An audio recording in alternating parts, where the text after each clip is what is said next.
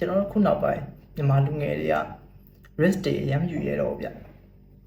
ကြောင်းတက်မှဖြစ်နေအကြောင်းတက်ပြီးမှလောက်အောင်မတည်ဘူးဆိုပြီး risk ယူရရတာနဲ့လုံးမယ်ဆိုရင်လည်းဒါလုံးပဲချိန်လောက်အောင်ပါလေပတ်စံအများကြီးမစိုးမိဘူးရေရှည်မပါဘူးဆိုပြီးလှုပ်ရှင်ရတာနဲ့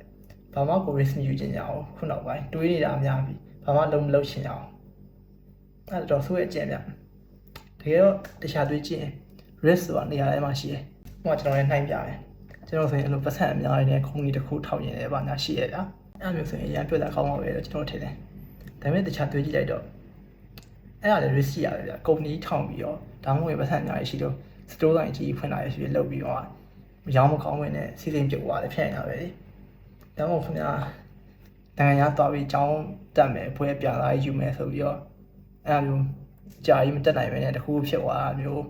ပတ်ဆွေတိုးလို့မရတာဘာလို့ဖြစ်သွားတာမျိုးအဲ့လိုမျိုးဖြစ်သွားနေတာပဲလေအဲ့တော့နေရာမှာ risk ဆိုတာရှိရတယ်ခဲ့တော့အဲ့တော့တခုပဲခါရှိကိုတောင်းမယ်ဆိုရင်တော့အခက်ခဲတွေကြောက်တွေကတဲ့နေရှိမှာပဲကြော်ဝါမှာပဲအဲ့လိုကြောက်နေရင်တော့ရှိမသွားပဲနောက်ဆုတ်လိုက်